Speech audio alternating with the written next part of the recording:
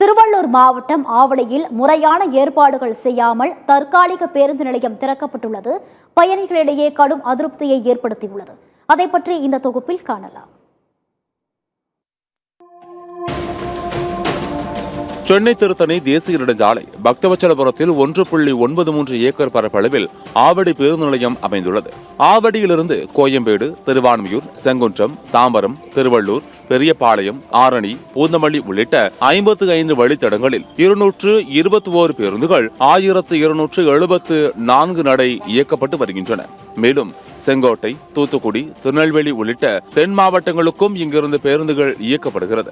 இதன் வாயிலாக லட்சக்கணக்கான மக்கள் தினமும் பயனடைந்து வருகின்றனர். ஆவடி பேருந்து நிலையத்தை மேம்படுத்த வேண்டும் என பயணிகள் தொடர்ந்து கோரிக்கை விடுத்து வந்தனர். இதனையடுத்து சென்னை பெருநகர வளர்ச்சி ஆணையம் சார்பில் 36 கோடி ரூபாய் மதிப்பீட்டில் வணிக வளாகத்துடன் கூடிய அதிநவீன வசதிகளுடன் பேருந்து நிலையம் அமைக்கும் பணி கடந்த ஜூன் மாதம் துவங்கியது. இந்த புதிய பேருந்து நிலையத்தில் ஒரே நேரத்தில் 22 பேருந்துகள் நிற்கும் தடம், 5 நடைமேடை, பார்க்கிங் வசதி, தாய்மார்கள் பாலூட்டும் அறை, 200 பேர் அமர காத்திருப்பு கூடம், நவீன கழிப்பறை வசதிகள் அமைய உள்ளன.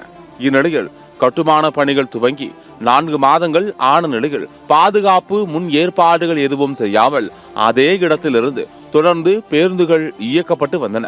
இந்த பிரச்சனையை சென்னை போக்குவரத்து துறை அதிகாரிகள் கண்டுகொள்ளவில்லை என பயணியர் குற்றம் சாட்டினர். இதனால் தற்காலிக பேருந்து நிலையம் அமைக்க வேண்டும் என அனைவரும் கோரிக்கை விடுத்து வந்த நிலையில் பேருந்து நிலையம் எதிரே உள்ள தனியார் இடத்தில் தற்காலிக பேருந்து நிலையம் அமைக்கப்பட்டது.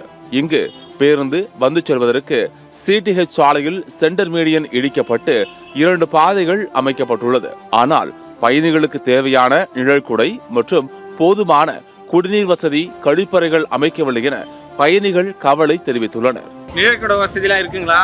ஒன்றும் கிடையாது. வெயில்ல நிக்கிறோமே. ஒன்றும் இல்லை சார். பாத்ரூம் வசதிலாம் எப்படி இருக்கு ஐயா? பாத்ரூம் எங்க இருக்குது தேட முடியாது சார். இங்க எங்க இருக்குது? ஒண்ணுமே இல்லை. அரை மணி நேரமா நின்றுருக்கோம், இன்னும் வரல. அடிப்படை வசதிலாம் எப்படி இருக்குமா? இப்போ வெயிலாக இருக்கிறதுனால ஸ்டாண்டும் இல்லாதனால ரொம்ப கஷ்டப்பட்டு இருக்கோம். அதுக்கும் பாத்ரூம் வசதி, அது தண்ணி கூட இல்லை. பாட்டில் இருந்த தண்ணி தான் கொஞ்சம் குடிச்சிட்டு இருக்கோம். கடையினா அப்படி போகணும், பயங்கரமாக இருக்குதுப்பா. கொஞ்சம் பார்த்து செய்யுங்க. இப்போ புதுசாக இந்த பஸ் ஸ்டாண்டை இடம் மாற்றிருக்காங்க.